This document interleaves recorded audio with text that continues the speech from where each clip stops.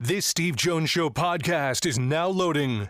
The Steve Jones Show podcast is presented by Sunbury Motor Company, Purdy Insurance, and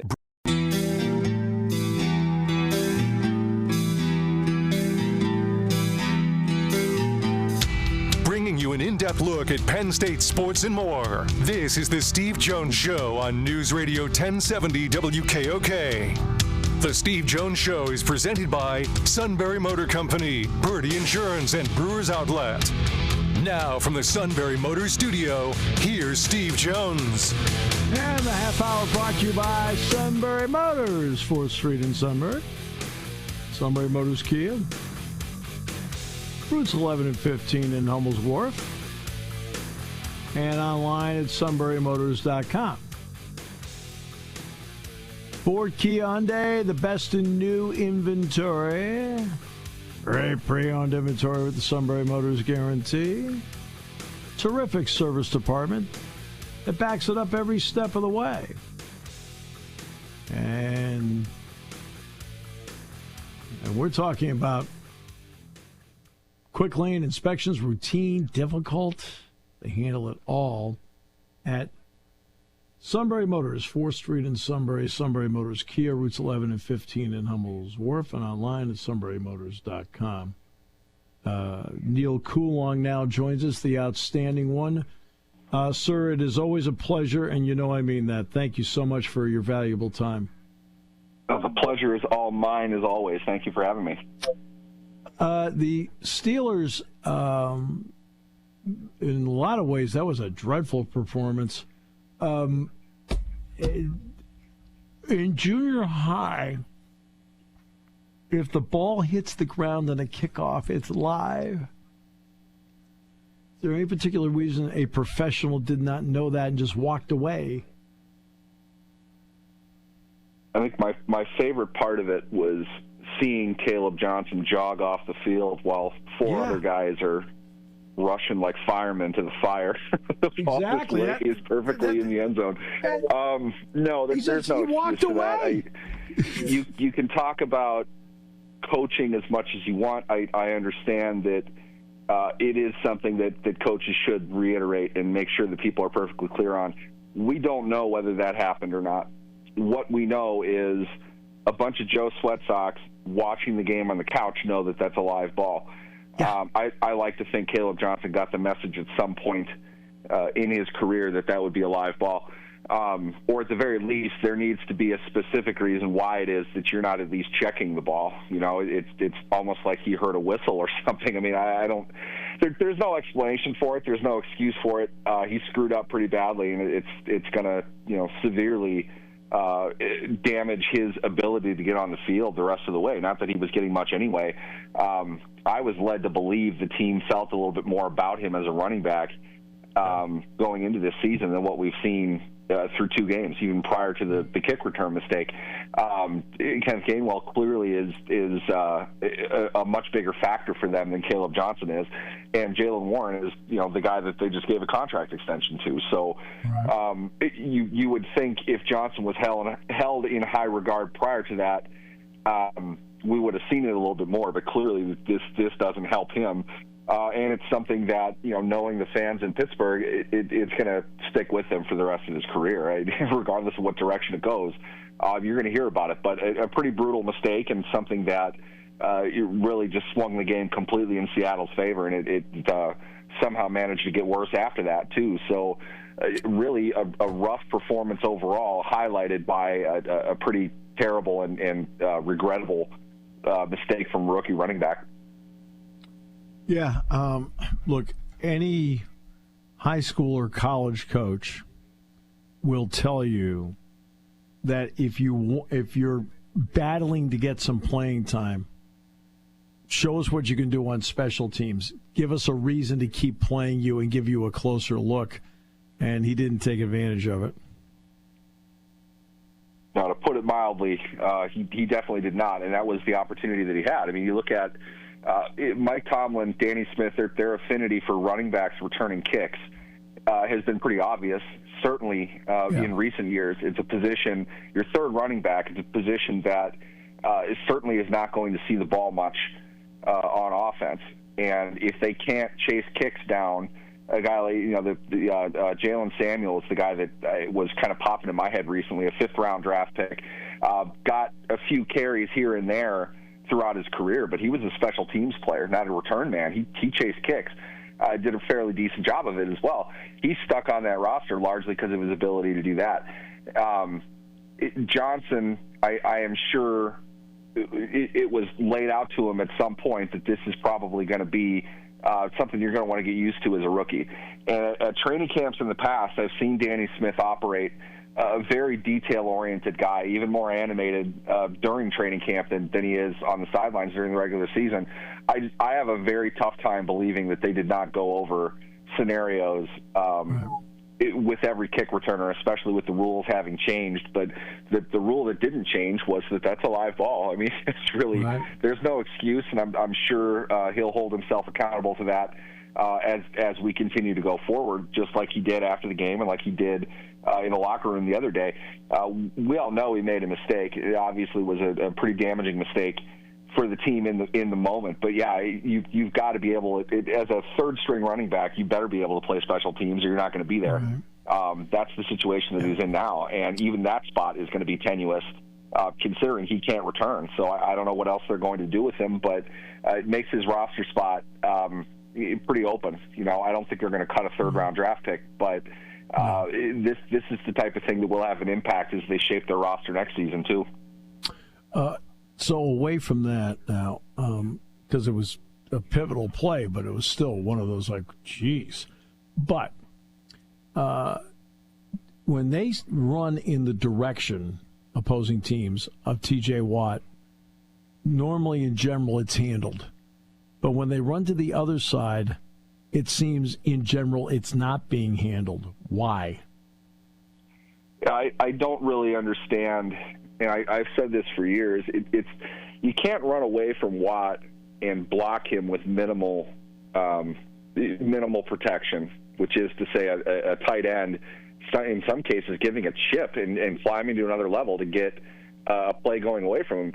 If you don't get a body on Watt and design such a play that body has to stay with him and do everything they can to slow him down, he's going to chase the play down. And the idea typically is we'll run away from him, but it's got to be a one-cut, get-up-the-field type of thing. But if that running back goes flat at all in the backfield, which often happens, Watt's going to beat him to the line of scrimmage. And they don't get more than a yard. I mean, running away from him is really just not traditionally very successful. Now, they haven't really need to worry about that with their running ability through A-gap to this point in the season, which is historically bad for the Steelers through 2 games. But Watt can still absolutely be a force. He just has been negated by, in some cases, 3 players getting in his way. It's not even as if they're trying to stand him up. They're just really kind of putting bodies in front of him, so he's got to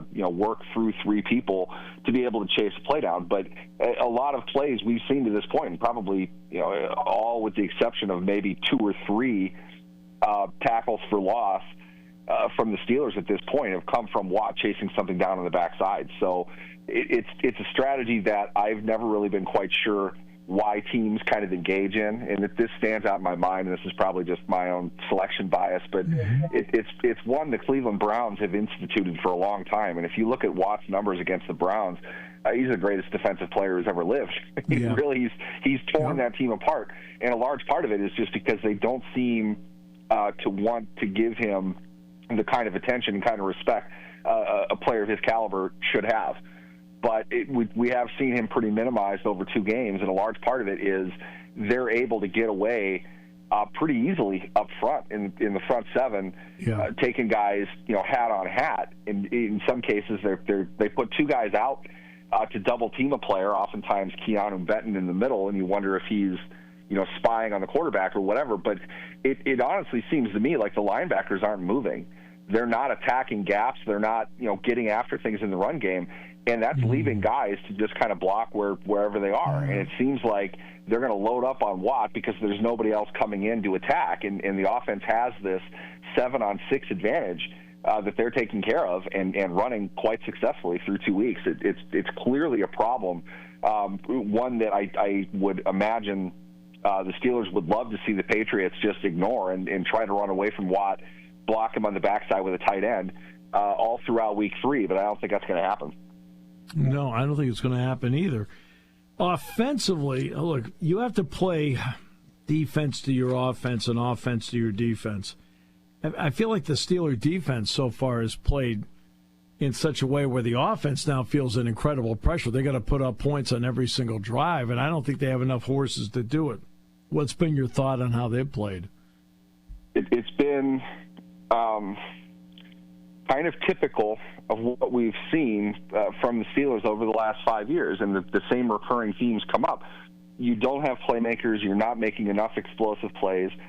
And when you do that, what you're really kind of suggesting is your defense is going to hold tough, and we're going to do the Mike Tomlin drag, the alligator dragging the prey down to the bottom of the river and just rolling on them until they die. That's how the Steelers have won a large chunk of their games in the last 5 years. They're not being allowed to do that. Quarterbacks have played very well. They've been schemed very well against defensively. And with that, their defense, I don't know exactly what the problem is. We've seen them get off to slow starts. I feel like at some point things will get fixed. I don't know how far down or long they're going to be, but a lot of this is really just gap discipline and aggressiveness. I don't know what they're asking Patrick Queen or Peyton Wilson to do at this point, but they seem to take forever to diagnose the play, that or their instruction is not to attack the line of scrimmage if they see a run. Maybe that's to not get caught up in the wash, but it seems like there are multiple gaps open that a team running zone, which is a lot of what they're struggling with right now, is inside zone. The running back has multiple opportunities and places to go, and by the time the linebacker can commit one way or another, the running back's got all the advantage. They just need to wait for the defender to commit somewhere and cut around him and go. And this is why you're seeing the first two teams anyway ripping off chunks of yardage on the ground. To me, the inside linebackers are more of the problem, and I understand that everybody is going to look at the defensive line and think that they're getting moved, and I'm not saying that they're dominating up front, but when you have two open gaps to run through and you have three down linemen that are not responsible for those gaps, it's not going to look very good. When you are able to have a guard and a tackle double team an end and there's no one there filling in, that's really kind of what the defense is supposed to do. If this happens, you should have an advantage away from that double team, but there's nobody there. So I don't know schematically what exactly they're being told to do. It really doesn't seem to make a whole lot of sense right now.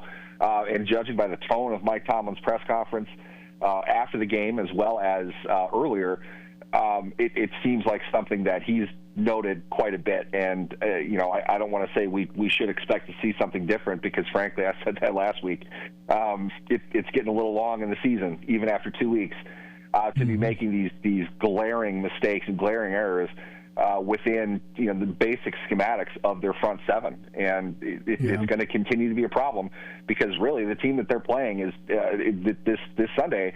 If they're going to do anything well, it's going to be run the ball, and they got a dude that can run it, certainly better than the first two that they faced.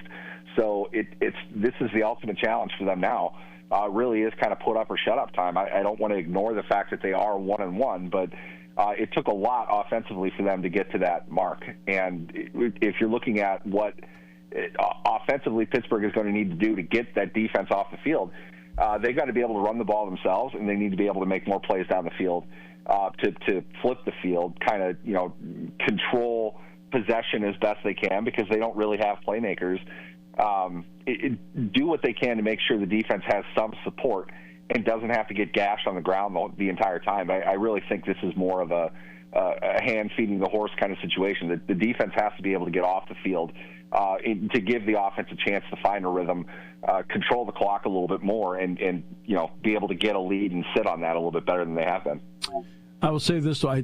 I think Aaron Rodgers is actually playing decent football. I think through 2 games, I don't see him as being the problem.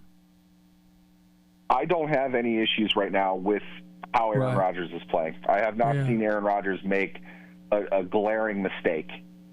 That does not mean that his stats are going to be great. Everyone wants to equate stats with quality of performance. It's not as simple as that.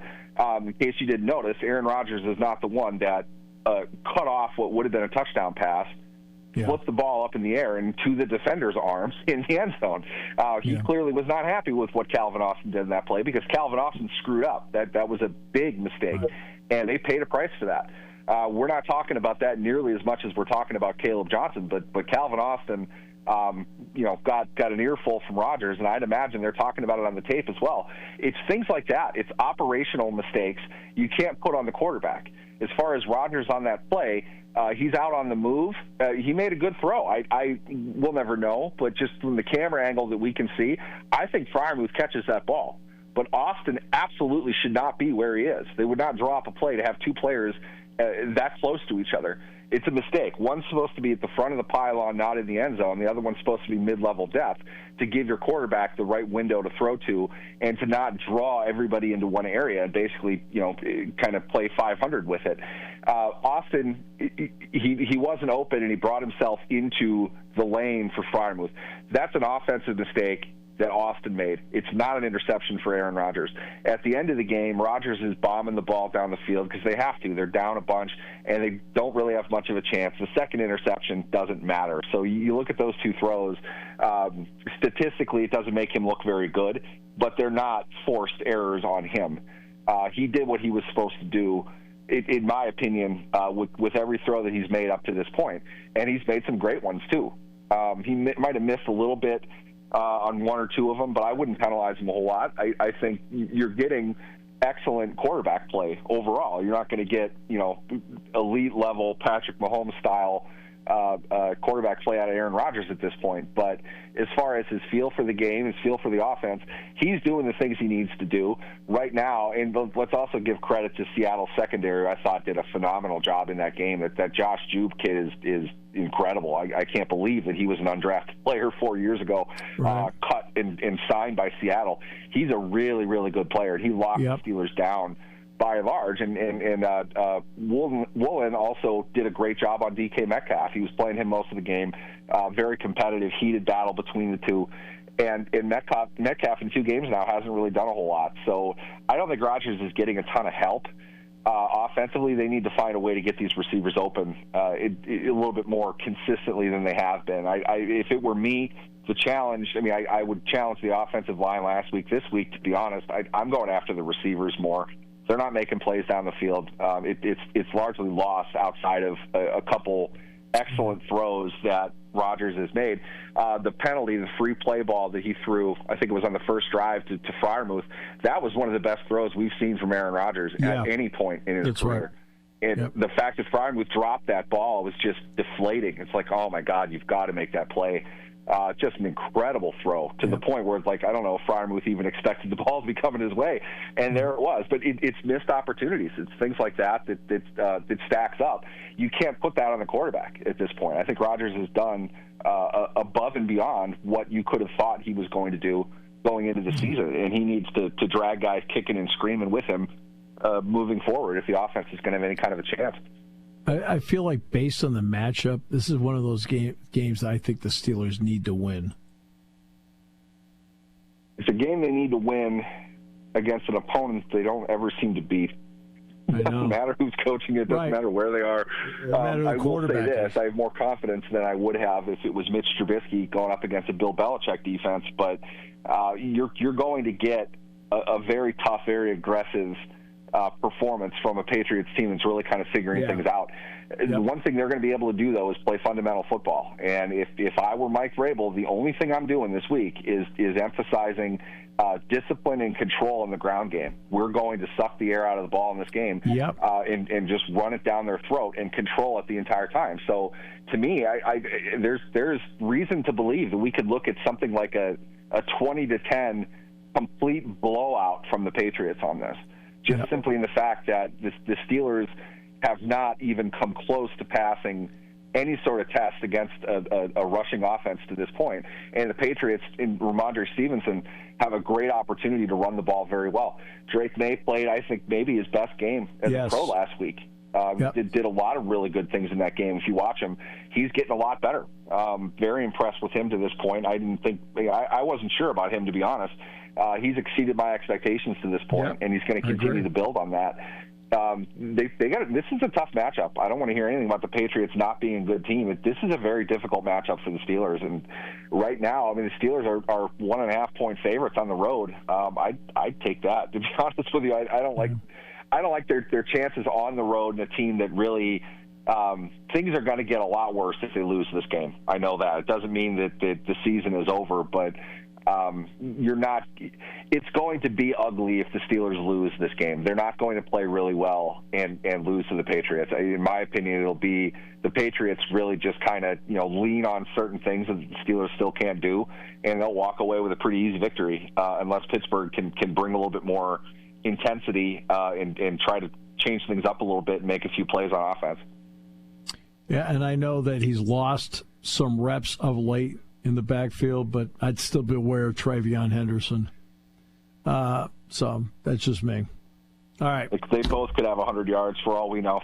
It wouldn't surprise me at all. They could. Yep. I mean, the areas he's struggling in is the obvious. Without the ball, pass protection. That's what's hurting him, being on the field more. All right. Always a pleasure, my friend. Appreciate it. Absolutely. Thanks for having me, guys.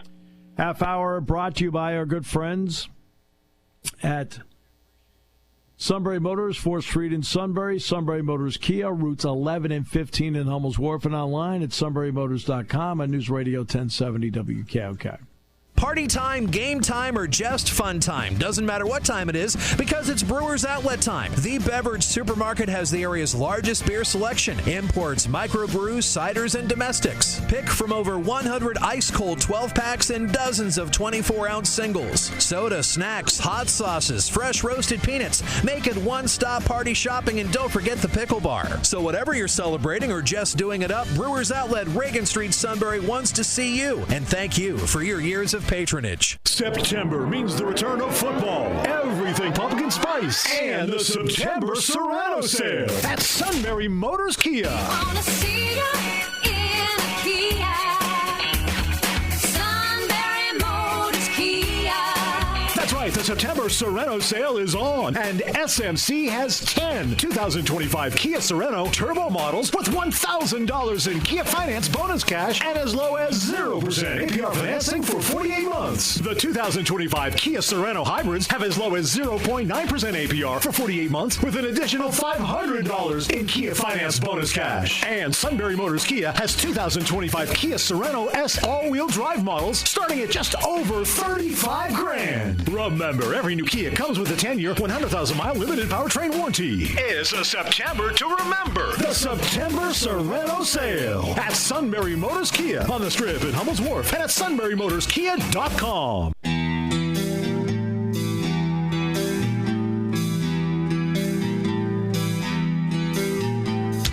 Bringing you an in-depth look at Penn State sports and more. This is the Steve Jones Show on News Radio 1070 WKOK.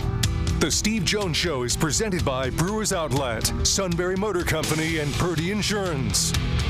Now from the Sunbury Motor Studio, here's Steve Jones.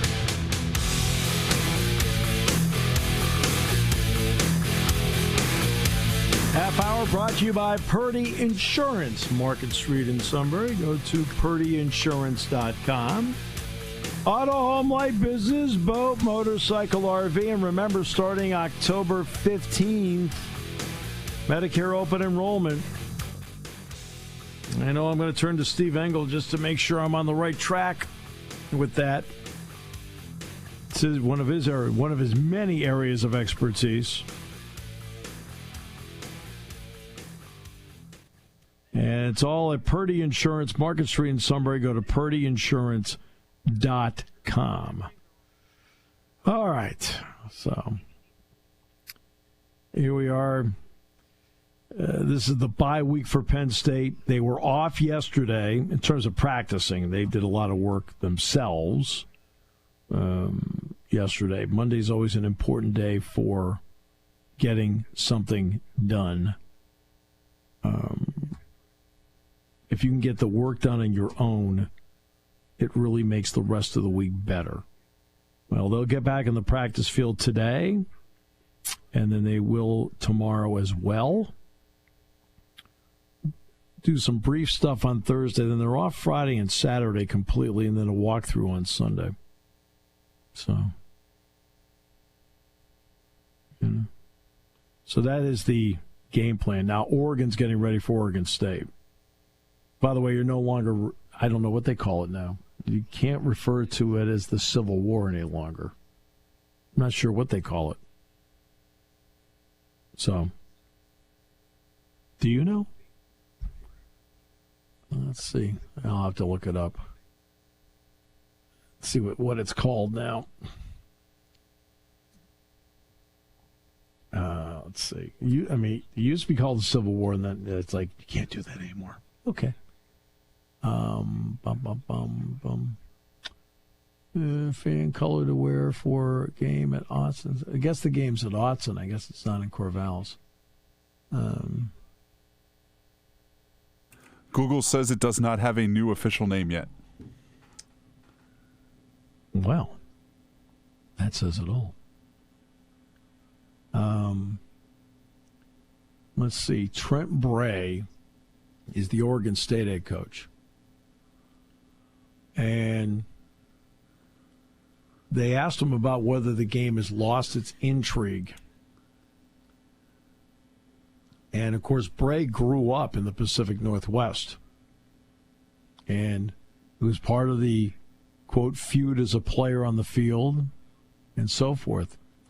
He said, it's a big game because you're playing a team in the top 10. That resonates with every player. Oregon versus Oregon State rivalry for a player is not what it used to be. Conference relocation. Guys are moving from here to there. It's a game against a top-level opponent, and that's the exciting thing in an environment that's going to be great. Yeah, I think that kind of says it all now. I've always felt that you need several ingredients for a game to be a big rivalry game. And one of them is having it be the last game of this regular season. I've always felt that was part of it. Both teams have to be good. That makes a big part of it. It has to be competitive, where at minimum one side's got to win 3 out of 10, if not 4 out of 10. Doesn't have to be 5 for 5, but you have to have something like that. And I also think that when you play these rivalry games at the beginning of the year or in the first month, because they're not in the same conference, nor will they ever be again.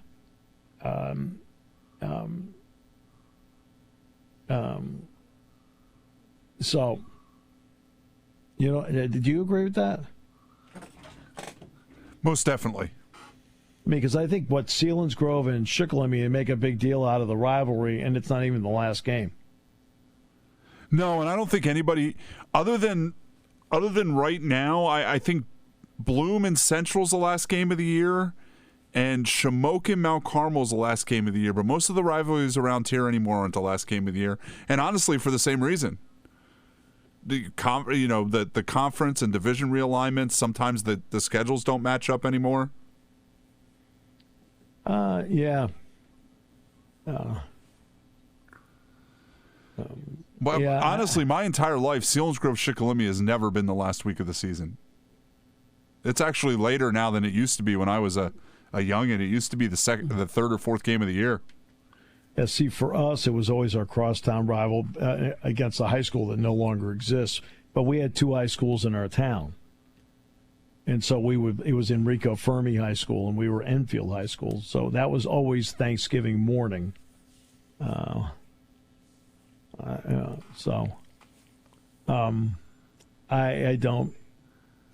just think when you play these games earlier, because you have to. I mean, you're locked into your conference schedule.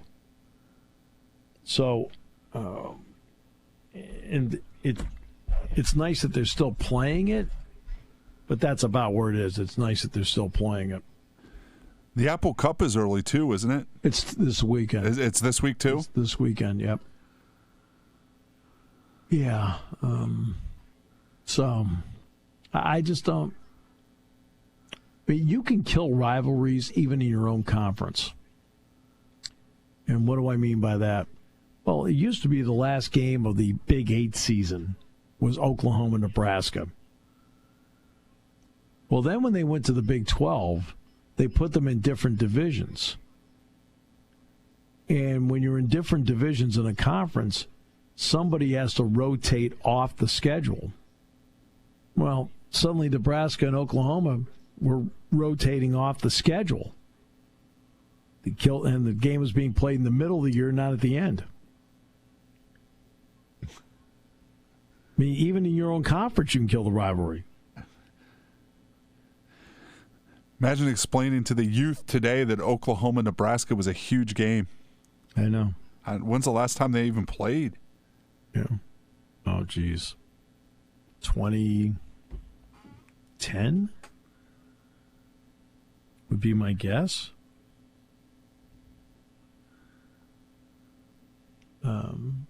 That'd be my guess.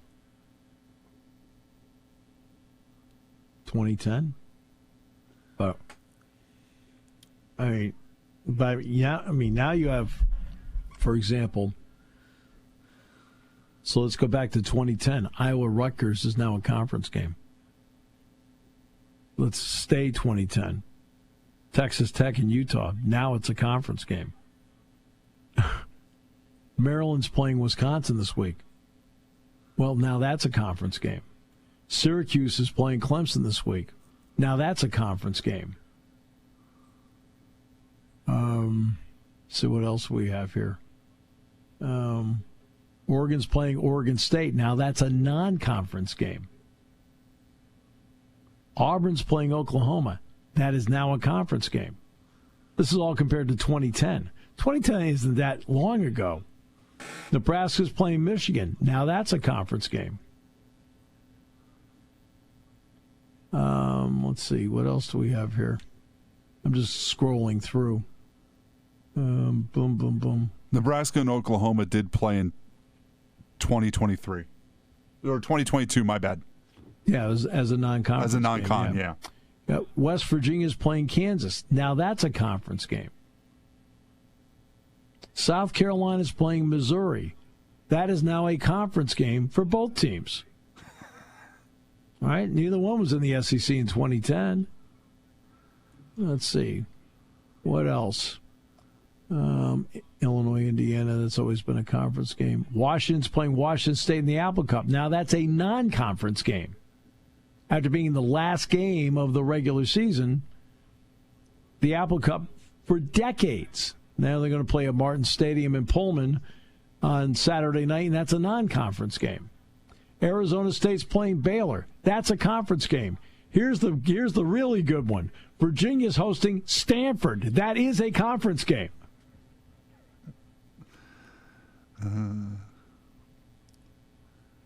Yep, Michigan State's playing USC. That is a conference game. Not only that, that game's on Fox, and it's at 11 o'clock at night, Eastern Time. 8 o'clock at the Coliseum. 11 o'clock at night. You're a Michigan State fan. You got to stay up all night just to watch the game? Hey. This happened to Rutgers last year when they went out there.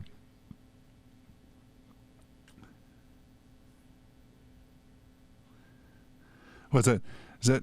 They're Central, right? So that's a 10 o'clock local kick for them? No, Michigan State's Eastern Time. Are they really? It's 11 o'clock, yeah.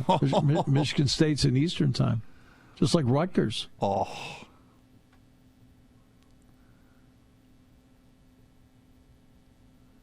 Yay. It's, you want to talk about different?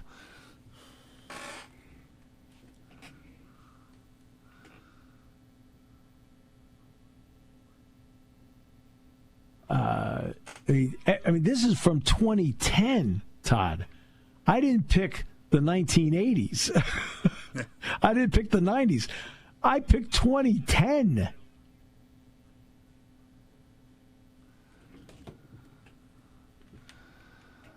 That's how different everything is. Everything is so different today. You probably could have gone to as close as 2015 or 2018. Well, I didn't because Rutgers and Maryland and Nebraska, for example, were all in the Big Ten at that point. Okay. That's why I went to 2010. Unreal.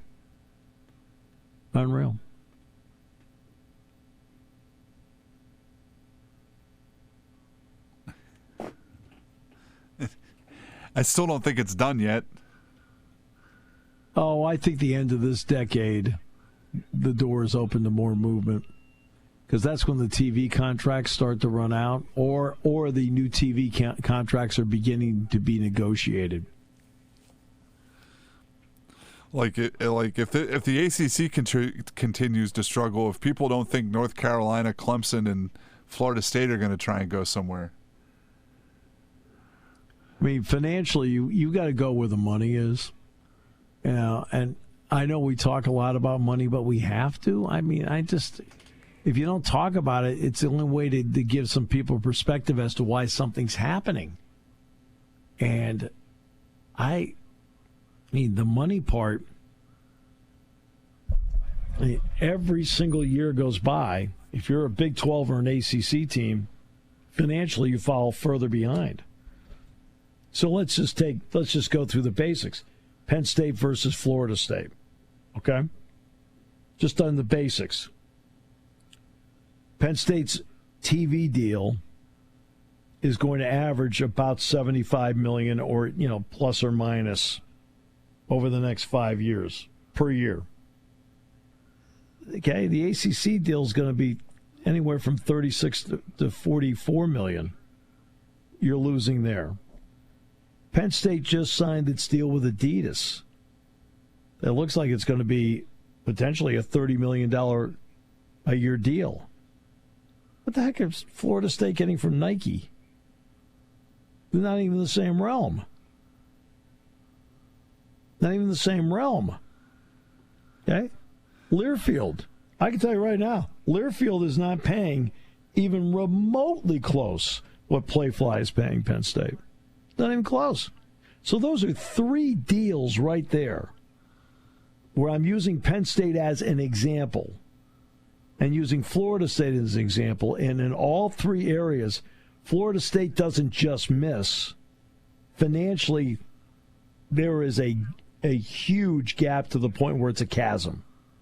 So for Florida State, they're going to be sitting there saying, how do we close the gap? How do we jump over the chasm?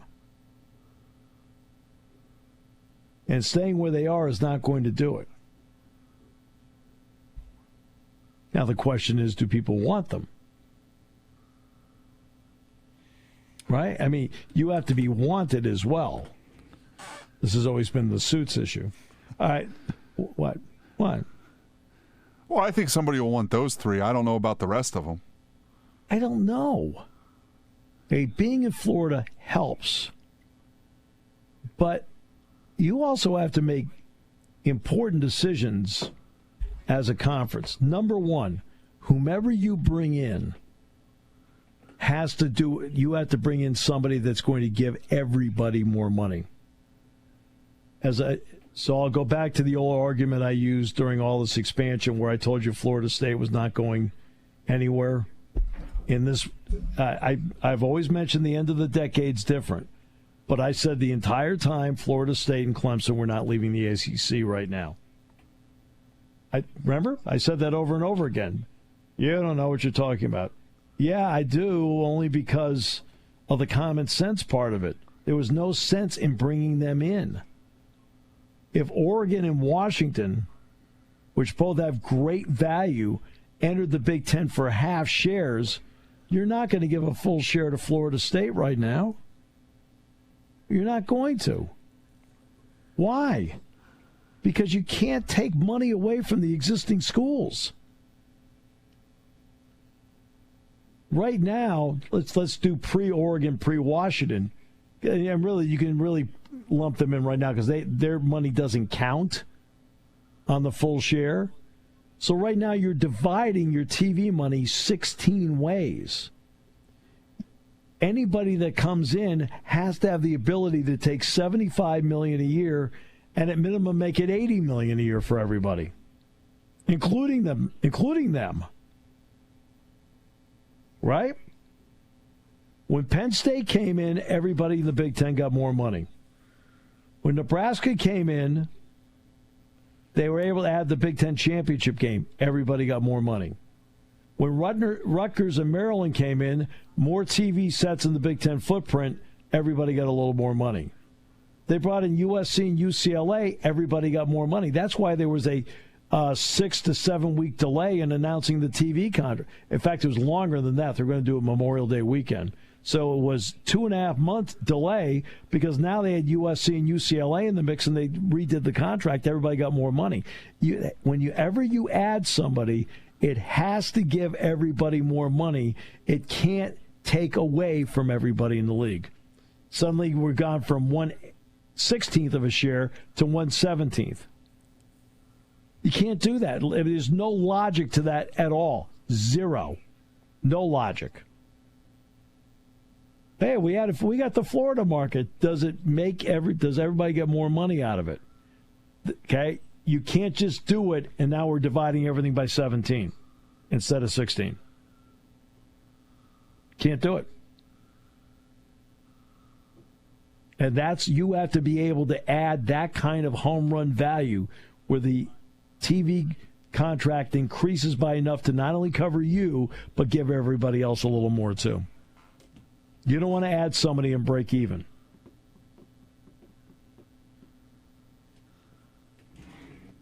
Because then it also brings with it all the scheduling issues. I haven't even gotten around to that.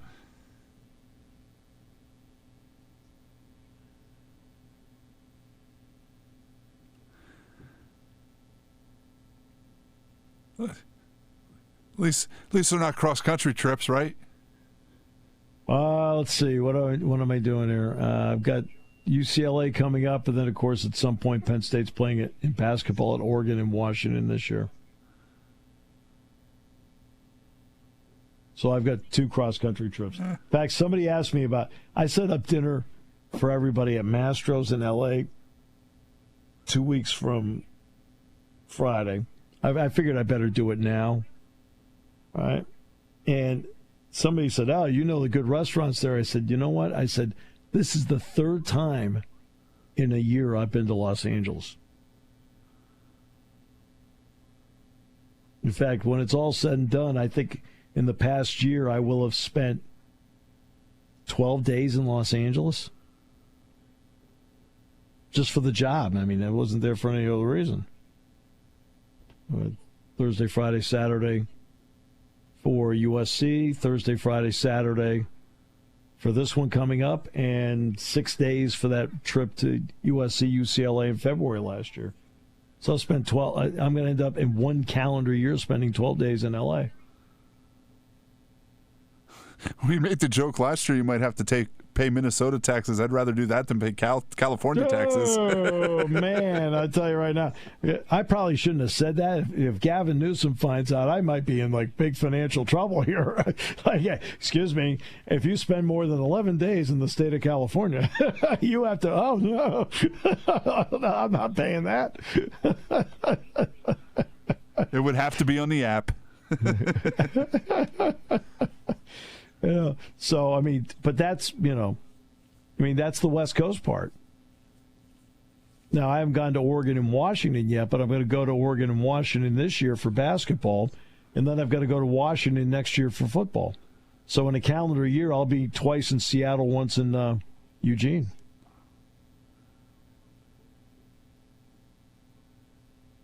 And then after this year, then it's back to L.A. to do both football. To go in 26-27, I go to in 26-27, I'll go to Washington, Oregon, then football at Washington, but then on the 27 part of it, back to L.A. to do basketball.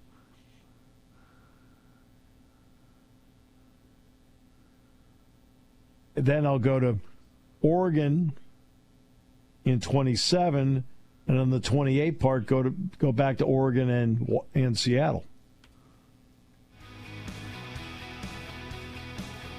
And that's just the way, I mean, look, I got the greatest job on the planet. I'm just telling you, like, how the travel works out. I really could care less. It doesn't even remotely bother me.